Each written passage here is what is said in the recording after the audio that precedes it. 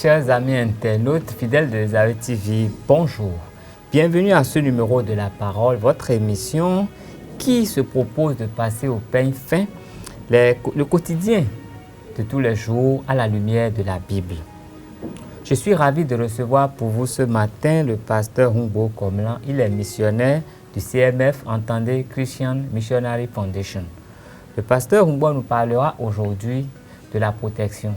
Un sujet qui est très important, surtout ici dans nos sociétés africaines, pour ne pas dire béninoises, dans la mesure où, dans nos coutumes, on dit souvent, quand tes parents t'ont mis au monde, il faut que toi-même, tu te mettes encore au monde.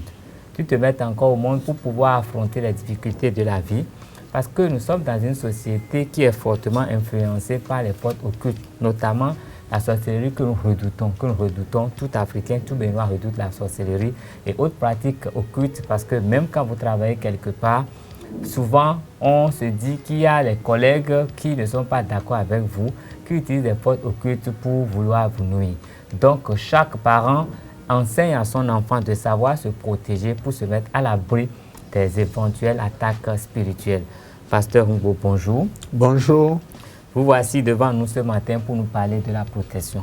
Qu'entendez-vous par protection? Quand on parle de protection, c'est éviter les accidents, éviter la mort, éviter les incidents. Tout ce que Dieu peut vous faire, les différentes grâces que Dieu nous donne pour nous mettre hors d'état de nuit sont considérées comme protection. Pour nous mettre hors d'état de nuit ou bien pour nous exposer aux assauts des gens qui pourraient s'en prendre à nous? Je veux bien dire, nous protéger. Quand on dit protéger, on peut tenter de 1000 manières. Et vous serez toujours sain et sauf. Il faut vous mettre dans le plan de Dieu, obéissant à Dieu, donc autrement dit, fidélité à Dieu, obéissance à Dieu, intégrité vis-à-vis de Dieu et de tout ce qui le concerne.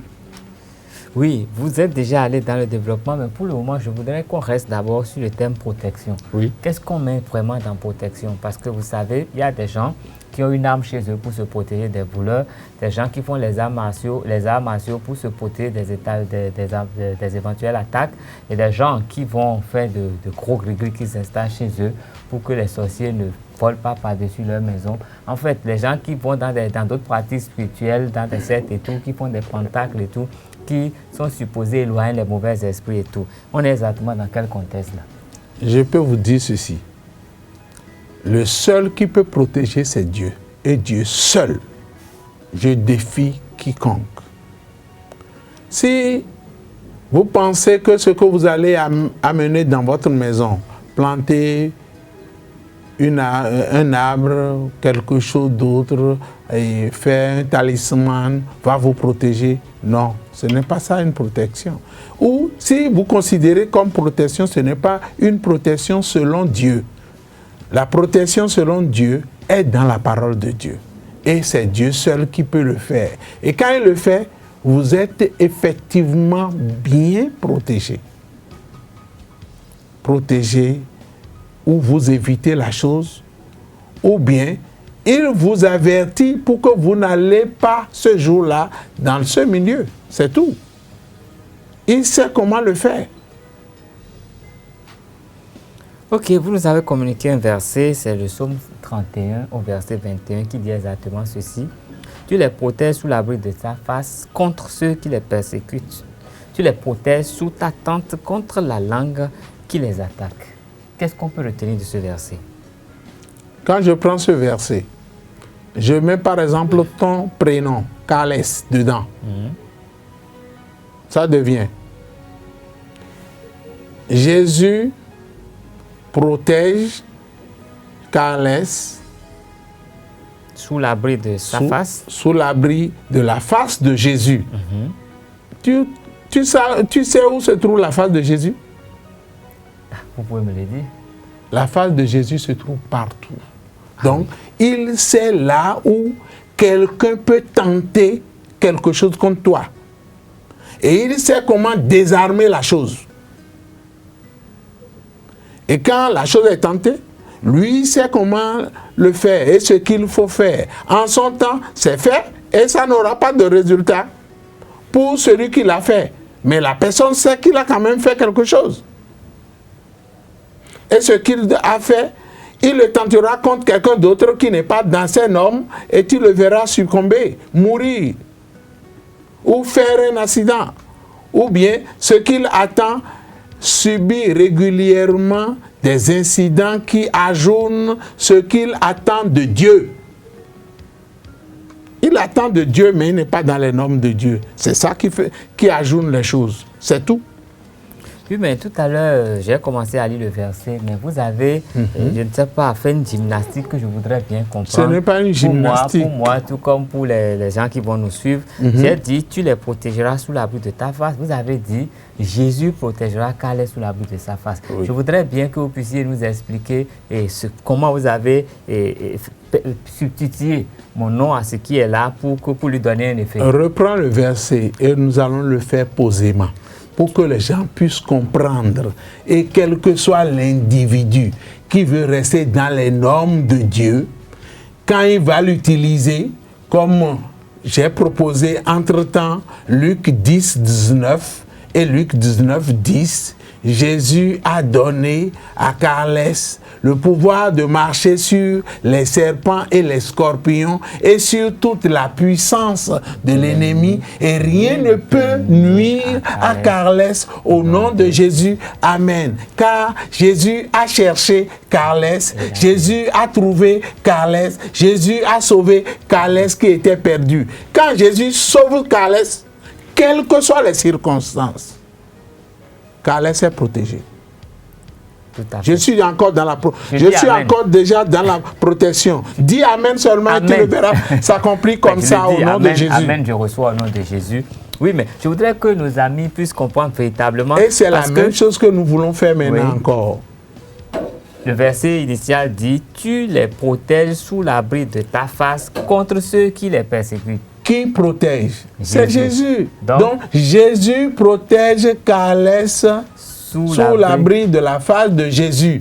Contre tous ceux qui persécutent Carles. Voilà. Ok. Et Jésus protège Carles dans l'attente. Dans l'attente de Jésus. Dans l'attente de Jésus contre les langues qui attaquent Carles.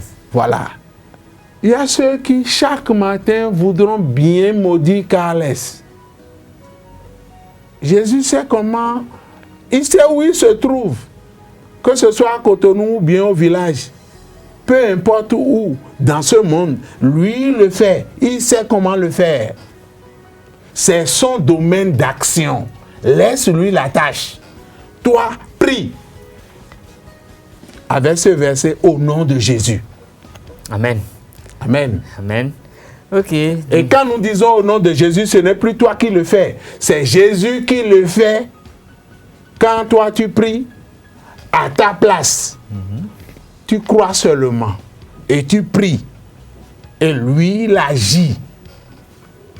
Il a déclaré ailleurs, j'agis. Qui peut s'opposer? Je n'en connais pas. C'est vrai, personne ne peut s'opposer à l'action divine, personne ne peut s'opposer à ce que Dieu projette vraiment de faire dans nos vies. Et là, nous parlons toujours de la protection. Maintenant, c'est vrai, la protection divine, elle est au-dessus de tout et c'est la seule protection qui va être vraiment la peine. Elle est plus efficace que les antiballes que nous pouvons porter, que les gilets antiballes. Elle est plus efficace que les forces de l'ordre que nous pouvons mettre devant notre maison. Elle est plus efficace que le gardien. Elle est plus efficace que tout ce que nous pouvons imaginer. Mais maintenant, bénéficier de la protection divine, c'est quelles sont les conditions qu'il faut respecter pour prétendre pouvoir bénéficier de la protection de Dieu? Une seule condition. Donner sa vie au Seigneur Jésus. Recevoir le Seigneur Jésus en vous. Et dès que vous recevez le Seigneur Jésus dans votre vie, dès que vous donnez votre vie au Seigneur Jésus, lui commence à prendre en charge tout ce qui vous concerne. Vous n'avez pas besoin d'aide et vous n'avez pas besoin d'aider Dieu. Est-ce qu'une créature peut aider Dieu? Non. C'est la question que je pose à quiconque. Peu importe. D'ailleurs, vous voyez n'importe quel homme sur cette terre, peu importe, que ce soit en Russie, que ce soit en Afrique du Sud ou au Bénin. Il y a la sorcellerie. Il y a tout ce que les gens peuvent craindre. Les balles. Mais je vais vous dire, c'est la parole de Dieu seul qui protège. Dans le psaume 91, le Seigneur dit qu'il envoie ses anges pour te garder, afin que ton pied ne heurte contre une pierre. Moi, j'ai posé la question au Seigneur. Mais comment tu me gardes? Je suis toujours piéton ou bien à moto en train de rouler. Comment tu me protèges? Comment tu me gardes? Et il dit, tu ne peux pas comprendre ça, c'est moi qui le fais. Et j'ai compris par la suite comment il le réalise. Quand je mets mon pied sur terre, Oui. sais-tu si c'est dans la main d'un ange? Mon pied, je le mets sur terre. Mais moi, je ne sais pas si c'est dans la main d'un ange. Qui, je marche, je vois que je suis en train de marcher. C'est mon corps qui marche. Mais lui, c'est le spirituel est différent du physique. Tout à fait. Et quand je suis porté pour être quelque part où les gens peuvent tenter quelque chose contre moi, ils ont tenté. Moi, je ne sais pas. Je suis protégé. C'est une réalité. J'ai déjà vécu plusieurs situations pareilles où je connais d'autres pour qui Dieu a réalisé pareille chose. Et quand il le réalise, vous voyez la personne. Les gens, rien ne change a priori, mais Dieu a fait sa chose et le résultat est sur le terrain. C'est pourquoi on ne peut pas aider Dieu. Ceux qui veulent aider Dieu, là, ils mentent. On ne peut pas aider Dieu, Non. mais moi, j'ai pour habitude, quand je dois discuter avec des chrétiens, je me dis que quand on lit le psaume 23, je crois qu'on a déjà espérance que Dieu a déjà tout réglé. Ce psaume qui nous dit « L'Éternel est mon berger, je ne manquerai de rien, me faire reposer dans de verts pâturages, il me dirige près des eaux limpides, il restaure mon âme, me conduit dans les sentiers de la justice. » Donc, et le reste, à cause de son nom, quand je marche dans la vallée de l'ombre et de la mort, je ne crains aucun mal, car tu es avec moi. Ta houlette me rassure. Bon, en fait, quand je lis, je me dis, ben, est-ce que quand on récite ce verset, on n'a pas déjà confié à Dieu, on ne s'est pas confié à Dieu, on n'a pas rappelé à Dieu on sait qu'on est sous sa protection et que nous lui faisons confiance et que sa protection nous suffit. Je dis, à ce niveau encore, il y a une portion, mais elle n'est pas totale. Le psaume 91, c'est ce psaume-là qui joue complètement le rôle. Ce psaume est lié à Luc 10, 19, Luc 19, 10. Okay. Et je peux vous dire, ce que je peux expliquer, il faut être chimiste pour comprendre concrètement ce que je suis en train d'expliquer. Quand on vous envoie une balle, la balle peut vous atteindre, normalement. Oui. Mais si Dieu veut vous protéger, il vous protège. La balle est envoyée, elle ne vous atteint jamais. Le seul qui peut protéger, c'est Dieu. Qu'est-ce qu'il fait? Il dit que 1000 tombent à ton côté, 10 000 à ta droite. Tu ne seras pas atteint. Effectivement, dans une situation concrète, tu n'es pas atteint. Vous êtes militaire, vous voulez être protégé. Ou vous êtes dans n'importe quelle condition, vous voulez être protégé. La seule chose, le verset dont vous avez besoin, c'est que 1000 tombent à ton côté, 10 000 à ta droite. Tu ne seras pas atteint. Tu n'es pas atteint. Quand tu n'es pas atteint, il a ajouté, de tes yeux seulement, tu verras la rétribution du méchant. Le méchant ou les méchants, quels qu'ils soient, quoi qu'ils fassent, ils vont tenter des choses et ça ne manquera jamais. Je suis sûr. En Russie, les gens tentent des choses. En Union soviétique, ils le font. Un peu partout, les gens le font. Mais je veux te dire, le seul capable de protéger est quand des créatures vont tenter des choses contre d'autres créatures, le seul qui permet, qui empêche, je dis qui permet, qui empêche, c'est Dieu. Donc, écoute-moi, je n'ai pas fini. Il dit quelque chose qui m'a toujours écœuré. Qui? Dieu. Les cheveux de ma tête sont comptés. Les cheveux de ma tête sont comptés. J'ai pris un enfant. J'ai tenté de compter ses cheveux. Je n'ai pas pu. Pourquoi? Parce que après avoir atteint 1000, je me suis embrouillé. Et je n'ai pas pu continuer de compter. Et réellement là, je voyais que je ne pouvais même pas atteindre 1000. Et par la suite, j'ai compris que non, c'est lui qui fait. Et il sait comment il le fait. Donc ce qui nous reste, c'est cette foi-là que Dieu va utiliser pour nous protéger. Puisque c'est lui qui est le rémunérateur de celui qui le cherche. Quand vous cherchez Dieu, et dans le cadre de la protection, avec Luc 19 dit seul, je suis sûr, Dieu peut déjà vous protéger. C'est son renvoi qui est, tu dresses devant moi une table en face de mes adversaires. Tu ondules ma tête et ma coupe déborde. Qui peut faire ça? Moi, jamais. Dieu, oui. Il vaut mieux alors que les créatures retournent à Dieu, puisque l'homme est créé par Dieu. Et Dieu détient tout entre ses mains. Jésus détient tout entre ses mains. Donc, tout ce qu'il dit, quand il dit qu'il va te prolonger la durée de vie, qu'est-ce que tu peux faire maintenant pour prolonger ta durée de vie? Il réfléchit, non, une seule chose, demander, et t'accorde. Au nom de Jésus. Amen. Amen. Nous lisons dans Proverbe 30, verset 5, l'Éternel est un bouclier pour ceux qui s'abritent en lui. Comment est-ce qu'on peut comprendre ce verset? C'est... S'abriter en lui. C'est... Je dis un mot, parce que j'ai fait la pêche industrielle. Et tous ceux qui ont fait la pêche industrielle sont le plus souvent des... C'est une formation militaire. Et qu'est-ce qu'on remarque? Le mot que j'utilise, c'est bunker. Quand vous êtes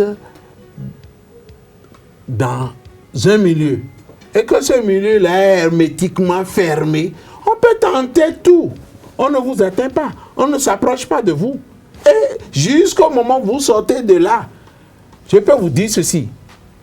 L'œuvre de Dieu, pour nous, c'est que quand Dieu, suivant le verset que nous avons lu, la face de Dieu, c'est où? Première question. Or, Dieu voit tout. Il connaît tout. Il sait ce que tu veux faire contre quelqu'un. S'il veut protéger cette personne, c'est garanti. La protection est pour cette personne-là. Nous sommes d'accord? Oui. Alors, entre ce que tu vas faire toi-même personnellement, ce qu'une autre créature peut tenter de t'aider à faire, ou bien tout ce que vous allez faire en général, la seule personne qui protège toute personne, il n'y en a pas. Si ce n'est pas Dieu, si ce n'est pas Jésus-Christ, si ce n'est pas le Saint-Esprit, je pense qu'il n'y a rien. C'est des farceurs. Des gens qui ne sont pas en train de dire la vérité. Et quand ils ne disent pas la vérité, vous devez comprendre la suite. Celui qui ne dit pas la vérité est en train de mentir. Le seul qui protège, c'est Dieu seul. C'est Jésus-Christ seul. C'est le Saint-Esprit seul. À part ça, il n'y a plus rien. Il n'y a plus rien, c'est vrai, la protection divine, elle est au-delà de tout. elle fait tout pour nous. Mais je reviens encore sur la question. Ici, nous sommes au Bénin et notre idée, c'est de nous protéger. Qu'est-ce qu'on peut conseiller aux Béninois? Je suppose qu'il y a un Béninois qui n'a eu aucun contact avec la Bible, qui ne connaît pas la parole de Dieu, mais qui a conscience qu'il a besoin de se protéger contre beaucoup d'adversités, contre beaucoup de choses, des aléas même de la vie que les gens peuvent, qui peuvent porter par les gens. Qu'est-ce qu'on peut conseiller à ceux-là? Parce que l'objectif, ce n'est pas seulement d'aguerrir les chrétiens, mais c'est également que tous les Béninois puissent quand même profiter des bienfaits divins, de la grâce divine et des merveilles que Dieu met à leur disposition gratuitement. C'est une grâce d'être protégé. Et cette grâce-là, la parole de Dieu dit dans Jean 1, le verset 16 et 17. Et les bénédictions abondantes de Jésus-Christ sont pour chacun de nous. Les bénédictions abondantes, quand on dit bénédictions abondantes, c'est la grâce divine en abondance. Nous parviennent par Jésus-Christ seul. Et nous avons grâce sur grâce. Et quand on dit grâce sur grâce, a priori, nous pensons que ce n'est que quelques grâces. Non, c'est toutes les grâces. Je dis bien toutes les grâces. La protection est une grâce. Et vous serez en train de rouler à longueur de journée bien protégé. Vous roulez à moto ou bien à quoi que ce soit. Et ce qu'il vous faut faire, c'est de recevoir Jésus-Christ. C'est dit dans le verset 11. Il est venu chez les siens. Ils ne l'ont pas reçu. Mais à ceux qui l'ont reçu, ceux qui croient en son nom, la parole a donné le pouvoir de devenir enfants de Dieu, lesquels sont nés non du sang, ni de la volonté de la chair, ni de la volonté de l'homme, mais de Dieu. Quand Dieu vous transforme, quand Dieu fait de vous son fils, c'est fini, c'est parti. La grâce est là. Maintenant, il vous faut, face à n'importe quelle circonstance, il vous faut prier seulement. Prier, prier, prier, prier. Les gens disent, ah, Mikana Hode sur moi. Oui. Et il nous faut prier. Prier, c'est quoi? C'est faire confiance en Dieu et s'adresser à Dieu, le seul qui est en mesure de réaliser la chose réellement. Et quand vous lui faites confiance, vous ne serez jamais déçus. Je défie quiconque. Vous l'avez dit, il nous protège de tout et en toutes circonstances. Oui.